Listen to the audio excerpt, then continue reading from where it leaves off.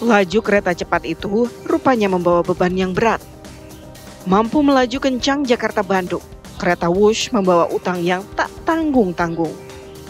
Konsorsium PT Kereta Cepat Indonesia Cina harus membayar utang proyek pembangunan kereta super mahal itu hingga 116 triliun rupiah. Utang Wush terus menjadi polemik setelah sebelumnya Menteri Keuangan Purbaya Yudi Sadewa menyatakan tidak akan memakai APBN untuk membayar utang proyek itu. Restrukturisasi utang akhirnya menjadi pilihan. Namun, cara itu dianggap tidak efisien karena jangka waktu yang lama dari 40 tahun menjadi 60 tahun. Tak ingin utang kereta cepat terus menjerat, Presiden Prabowo perintahkan sejumlah menterinya, termasuk Menteri Keuangan, untuk mencari skema terbaik membayar utang Wush. Pemerintah memang bertanggung jawab menyediakan transportasi publik untuk masyarakat. Namun pertanyaannya, apakah beban utang proyek Wush juga harus ditanggung bersama? Tim TV One mengabarkan.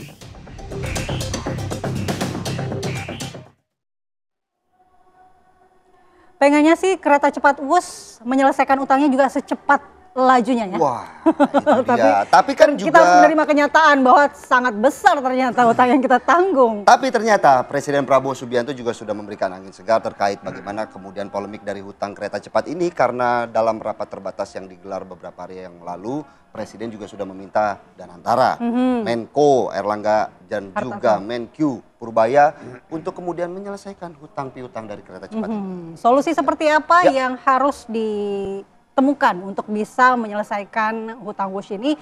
Dan juga adakah celah korupsi yang bisa ditilik ya dari kasus ini? Kita akan bahas dengan narasumber yang sudah bergabung di studio. Ada Mas Yudi Purnomo, mantan penyidik KPK. Selamat pagi, Mas Yudi. Pagi Mbak, pagi Mas. Wah, semangat sekali nih pagi. Revolusi tidak berhenti di hari Minggu. Jalan terus, gas terus. Ya, kan? Gila ya.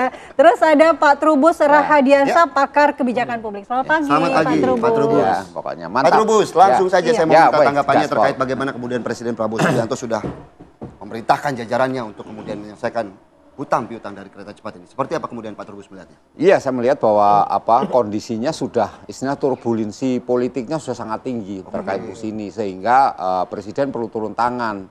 Akan tetapi sebenarnya kan juga menurut publik itu tidak tepat juga, kenapa harus urusan sampai ke Presiden kan gitu. Tetapi ini persoalan sudah menjadi keputusan rapat ya. Artinya memang akar persoalannya kemudian bagaimana persoalan Wush ini khususnya mengenai utang harus menjadi tanggung jawab negara. Ini persoalan. Nah, sementara ini kan di publik sudah beredar lah katakanlah seperti itu, bahwa pembiayaan dan sebagainya termasuk utang itu bukan urusan negara. Nah, ini apalagi kemudian pernyataan dengan jelas oleh Pak Purbaya bahwa tidak mungkin pakai APBN gitu kan. Ini kan yang kemudian menjadi rame karena apa? Karena kemudian yang terlihat di permukaan atau di publik itu kenapa urusan seperti itu harusnya sudah ada dibentuk lembaga namanya Danantara.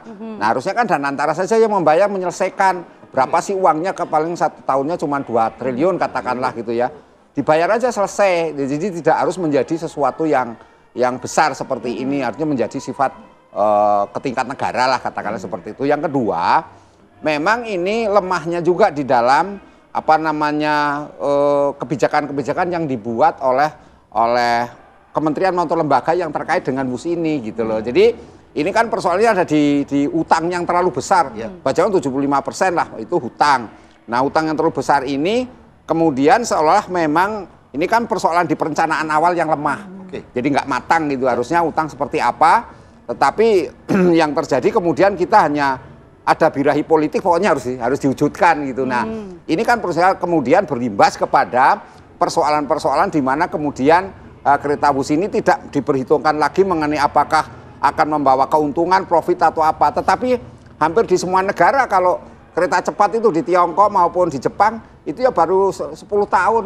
Itu awal-awalnya memang mengalami seperti itu gitu. Harus negara yang nyuntik. Nah, karena itu menurut kita sebenarnya ini jangan kita berpikir langsung bisnis langsung laba kan gitu. Nah, karena apa? Karena memang ada persoalan di Wush itu, satu masalah tiketnya yang mungkin masyarakat juga belum juga paham gitu ya, karena mahal. Kedua, masyarakat sini belum terbiasa menggunakan bus. Itu kan bus itu kenapa? Karena konektivitasnya masih jauh. Dari Tegalar ke Bandung masih masalah. Belum lagi harusnya kereta bus itu juga memikirkan bagaimana tempat-tempat wisata yang terkait supaya masyarakat bisa menggunakan, itu juga belum. Jadi persoalan itu baru persoalan di dalam internal sendiri, bagaimana antara KAI, kemudian KCIC, dan berbagai termasuk Danantara, karena ada perubahan sekarang ini dulu dari Kementerian BUMN menjadi BP BUMN, kemudian muncullah Danantara, lembaga-lembaga baru ini kemudian saling, istilahnya itu saling lempar tanggung jawab karena menganggap bahwa ini bukan urusan saya. Artinya juga Presiden Prabowo harus turun tangan untuk kemudian menengahi dari berbagai elemen untuk kemudian mempercepat penyelesaian dari kasus hutang piutang ini, begitu? Iya, sebenarnya itu nggak sampai ke Presiden, cukup di Menko. Ya kan di atas Menteri kan Menko. Menko aja sudah cukup, ngapain harus sampai ke Presiden? Ini kan, tapi kita menjadi setahun belakangan ini kan semua persoalan kalau sudah meruncing, akhirnya Presiden turun tangan. Berarti nuansanya jadi nuansa politis dong dari kasus ini. Lah inilah kemudian harusnya tidak harus politis. Ini kan persoalan ya utang piutang namanya bisnis biasalah di situ kan, dan itu di berbagai negara juga terjadi. Nah kemudian yang ketika saya melihat bahwa persoalan ini publik itu awalnya memang tidak diberi informasi yang utuh. Sebenarnya seperti apa? Misalnya perjanjiannya apakah memang dibayar pakai APBN atau memang itu semata-mata bisnis to bisnis. Karena informasi awalnya kan Pak Jokowi mengatakan ini bisnis to bisnis.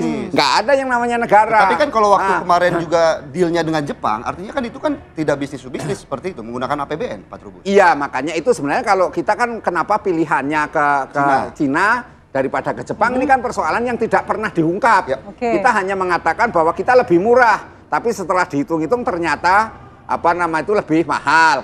Kemudian sekarang membandingkan lagi yang di Arab Saudi misalnya kan membangun jaraknya 1.500 tapi anggarannya sama. Padahal persoalannya di sana sini beda-bedanya apa? Harga tanah. Di sini lebih ada mahal persoalan yang berbeda ya yang dilihat dari situ. Ini kan harusnya diungkap gitu loh. Mungkin saya mau ke Mas Yudi. Ada hal yang bisa diungkap di sini. Harusnya ini tidak disikapi secara politis saja. Apakah dari KPK sendiri saat ini menurut Anda yang sebagai mantan penyidik KPK melihat bahwa ada celah nih yang janggal dari proyek ini? Ya, dari awal saya sudah menyatakan bahwa saya yakin ada dugaan tindak pidana korupsi di dalam proyek kereta api cepat ini ya, dengan berbagai kejanggalan-kejanggalan yang selama ini beredar di masyarakat. Kita tahu bahwa salah satu simptom terjadi terkait dengan korupsi adalah adanya anomali-anomali, termasuk anomali di masa perencanaan. Yang saya duga bisa jadi ada pemufakatan jahat.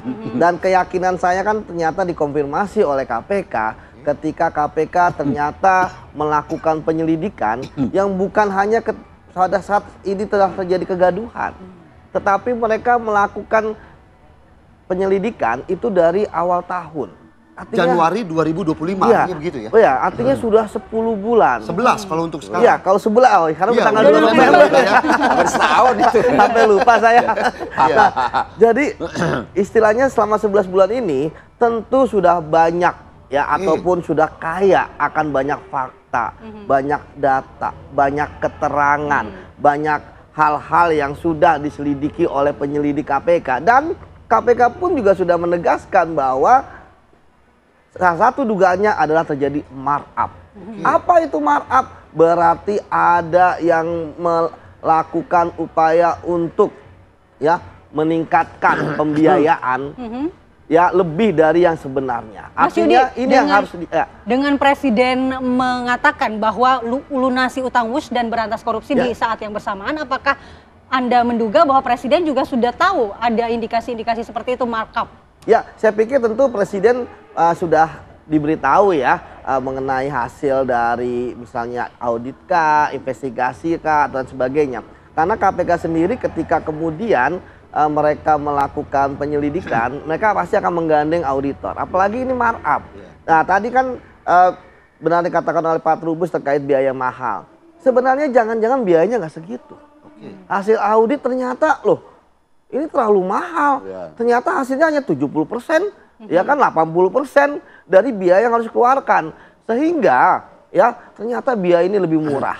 Itu yang pertama. Kemudian yang kedua, jangan-jangan pada saat proses awal ini sebenarnya sudah ada pemufakatan jahat gitu ya, yang kemudian mengakibatkan kondisi kereta api cepat saat kereta cepat ini seperti saat ini? Rugi operasionalnya kah? Iya kan? Atau kemudian yang kedua hutangnya kemudian bingung mau diapain. Padahal kan Mas, ini kan sebenarnya B2B ya. Kalau bisnis to bisnis ya, KPK nggak bisa masuk. Ya, karena bisnis gitu ya. Resiko apapun terjadinya bisnis, KPK nggak bisa masuk. Tetapi ketika terjadi resiko bisnis yang memang karena adanya perbuatan jahat, itu KPK bisa masuk. Karena ada kesengajaan. Artinya dari sisi mana? Karena kan kalau kita lihat kan mungkin saja ini perencanaan saja yang salah, tetapi kan tidak ada unsur korupsinya di situ. Perencanaan tidak jadi masalah ketika kemudian mengalami kegagalan atau arti rencana itu kan bisnis judgment rule ya. Nah, tetapi ketika dalam bisnis judgment rule-nya itu pertama adanya niat jahat, mens rea untuk memperkaya diri sendiri, orang lain atau suatu korporasi. Misalnya ada kickback ya kan, atau kemudian yang kedua bahwa ada konflik kepentingan di sana. Mengapa kemudian memilih Cina dibandingkan Jepang ya, dan lain-lain sebagainya. Artinya bahwa di sini ya KPK sebenarnya sudah firm nih mereka mau arah kemana. Dan saya menduga kalau misalnya markup, maka tentu pasal yang akan digunakan adalah pasal 2 ayat 1 dan pasal 3 terjadinya kerugian keuangan negara. Sebenarnya kita sudah tahu bahwa BUMN itu kan adalah keuangan negara yang dipisahkan. Jadi sangat lucu ketika pada saat itu kita memilih Cina. Karena ini B2B, enggak lah, pasti orang sudah bisa memprediksi ya, ketika terjadi suatu hal, pasti pemerintah mau tidak suka pasti akan turun tangan.